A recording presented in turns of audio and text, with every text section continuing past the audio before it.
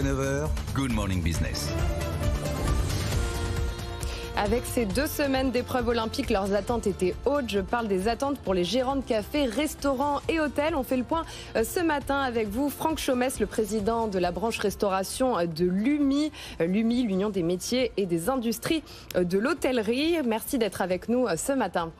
Premier bilan des Jeux olympiques, quelles sont les conclusions que vous tirez ? Tout d'abord, l'ensemble de la restauration française s'associe à moi pour féliciter les organisateurs et en particulier Tony Estanguet qui nous a fait rêver pendant des semaines. Bien évidemment, c'est une réussite et ça nous donnait le moral, dirons-nous, au peuple français après les problématiques électorales qu'il y a eu auparavant. Le bilan, on va le faire bien évidemment dans les jours qui vont arriver puisque ça vient tout juste de s'arrêter. On a la zone Paris, si vous voulez, où les jeux ont été faits en particulier. Bon, il y a des zones d'ombre, bien évidemment. On va faire le bilan de tout cela parce que, comme vous le savez, au niveau accessibilité, ce n'était pas simple. Après, au niveau des autres villes qui ont reçu les Jeux Olympiques, je crois que ça s'est très très bien passé et ça a mené un petit engouement. Vous parlez de Paris, j'imagine qu'il y a une grande différence effectivement entre les établissements qui étaient aux abords des épreuves et les autres. Oui, ça a été complètement, si vous voulez, un peu hétéroclite parce qu'il y a des secteurs qui ont bien travaillé, qui étaient près des zones, et puis d'autres qui étaient effectivement très durs au niveau accessibilité. Donc les hôtels en ont pâti, les brasseries, vous l'avez vu dans les divers reportages que vous avez pu faire. Donc c'était assez compliqué. Le bilan va être, je pense, pas à la hauteur de ce qu'on attendait. Maintenant, vous savez, les Jeux Olympiques, on le savait, ça a des retombées, dirons-nous, après jeu. Londres nous l'a bien dit et bien stipulé. Donc je pense que dans les 2-3 années à venir, sera porter ses fruits et on espère bien évidemment que Paris aura encore plus de visiteurs étrangers par rapport à ça, parce que, comme on l'a vu, 60 millions de téléspectateurs, 1 milliard d'images mises dans le monde, donc bien évidemment qu'on aura des retombées. À l'instant T, c'est sûr que c'est pas forcément à la hauteur de ce qu'on attendait. On entend des moins 70%, des moins 80%. Bon, je pense que maintenant que les JO sont terminés, le monde va reprendre à Paris. Mais évidemment, c'est pas facile pour eux, ceux qui sont sur place. Et ça s'ajoute à vos difficultés du mois de juin où vous avez enregistré, vous le disiez, jusqu'à moins 30% d'activité, une baisse sans précédent dans la capitale. Oui, alors là par contre, si vous voulez, c'est la faute à personne. Faut arrêter que les Français pensent qu'on est toujours là pour se plaindre. Nous ne sommes pas dans ce cas-là. Les moins 30% ont été dus à la météo qui a été défavorable dans l'ensemble du pays. Les moins 30, ils sont vraiment généraux. Qu'est-ce qui se passe là-dessus? Et là, c'est plus inquiétant, et je crois que là, maintenant, il va falloir se mettre autour de la table. La vérité, c'est que le pouvoir d'achat a énormément baissé. Donc, on s'aperçoit que les gens vont moins au restaurant, ça devient un luxe, qu'ils mangent chez eux. Donc ça, c'est un véritable problème. Il va falloir maintenant redonner, avec le nouveau gouvernement, du pouvoir d'achat aux Français. Avant de revenir sur ce nouveau gouvernement, justement, est-ce que vous avez une idée quelle était la part, tant au niveau de restauration de l'hôtellerie, de clients étrangers? Quelle est la moyenne de la consommation? Non, on n'a pas encore ce bilan-là. Vous savez, ça vient juste de se terminer.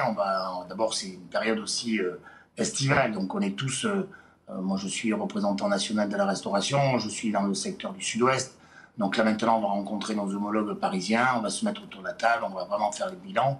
Mais on ne va pas vous sortir des chiffres, dirons-nous, qui ne seront pas dignes de ce nom. Donc, soyons calmes là-dessus. C'est sûr qu'on ne va pas vous annoncer des chiffres qui vont être très plaisants.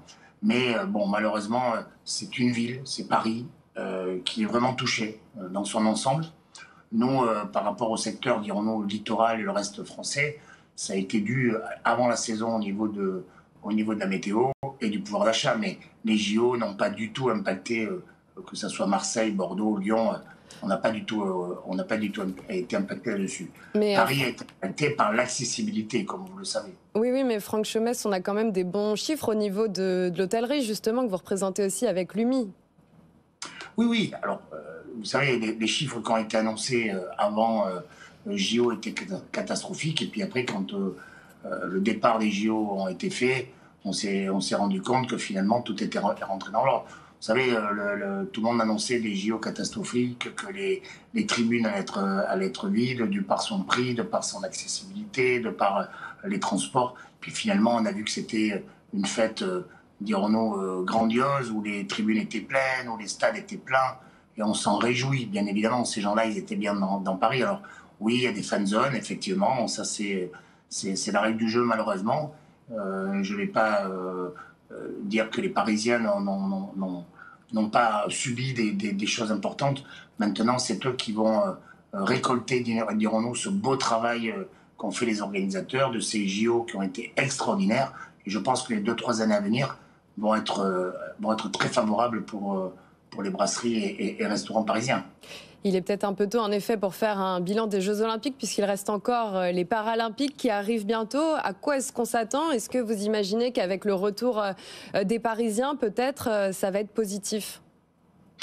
Tout le moins, on l'espère. Déjà, ça a été une réussite, dirons-nous, avec ces Jeux Olympiques. Les Paralympiques arrivent. On espère qu'il y aura un engouement, alors aussi important, je doute un peu, bien évidemment, mais que les Français et le monde entier s'intéressent à cela. On s'est bien rendu compte que pendant cette période, tout le paysage, dirons-nous, français était avec le sourire. On n'a jamais entendu autant la Marseillaise. On a eu des pleurs, on a eu des rires, on a eu des pleurs de joie. Donc je crois qu'on a vraiment vécu un moment extraordinaire. Il faut garder le positif. Il faut arrêter, si vous voulez, d'être toujours dans le négatif. Financièrement, oui, effectivement, on est parti avec un début de saison qui était catastrophique, que ce soit avril, mai, juin, juillet, n'a pas été bon, mais ce n'est pas la cause des Jeux Olympiques, c'est malheureusement la météo qui n'était pas au rendez-vous. Effectivement, on ne rattrape jamais ce qu'on a perdu, mais vous savez, c'est plus compliqué pour les saisonniers, dirons-nous, qui ont une période très courte pour leurs établissements, qui eux, bien évidemment, ce qu'ils ont perdu, ça sera perdu, et j'ai une pensée pour eux, mais vous savez, les affaires à l'année, les affaires parisiennes, bien évidemment, qu'elles ont subies pendant une courte période. Je ne veux pas minimiser ces pertes-là, mais vont s'y retrouver dans le reste de l'année parce qu'il va y avoir un engouement énorme. Donc j'ai plus une pensée pour les saisonniers que pour les affaires à l'année. Les affaires à l'année, le bilan, vous savez, on ne peut pas le faire après 2 mois de Jeux Olympiques. Non, ça sera vraiment à la fin du bilan qu'on pourra voir si ça a été positif ou pas. Mais encore une fois de plus, je pense que l'engouement va être secondaire après ces Jeux Olympiques, parce que le monde entier a vu notre pays et surtout a vu la réussite des Jeux Olympiques, et il faut être fier d'être en France. Et justement, Franck Chaumesse, vous le dites très rapidement, c'est la fin de cette parenthèse enchantée. On attend la nomination d'un nouveau gouvernement. Qu'est-ce que vous lui demandez à ce nouveau gouvernement, rapidement? Ce qu'on lui demande, ce qu'on demandait au précédent, c'est d'être à l'écoute. Ce qui est arrivé assez souvent, dirons-nous pas comme on le souhaitait à chaque fois, mais vous savez, ça fait partie de notre job. On est là pour représenter la restauration française et les hôteliers, mais bon, ça c'est ma consoeur qui s'occupe très bien de cela, mais je pense que le gouvernement doit être à notre écoute, parce que d'abord, dans nos établissements, c'est la voix du peuple qui parle, donc on entend tout ce qui se passe. On a envie un peu de sérénité, donc que maintenant on nous nomme un gouvernement, qu'on puisse au moins travailler, parce qu'on a vraiment été entre parenthèses au niveau de nos travaux pendant 2 mois, et ça c'est préjudiciable pour nos affaires. Merci beaucoup d'avoir été avec nous aujourd'hui pour ce premier point post-JO. Franck Chaumesse, président de la branche restauration de l'UMI.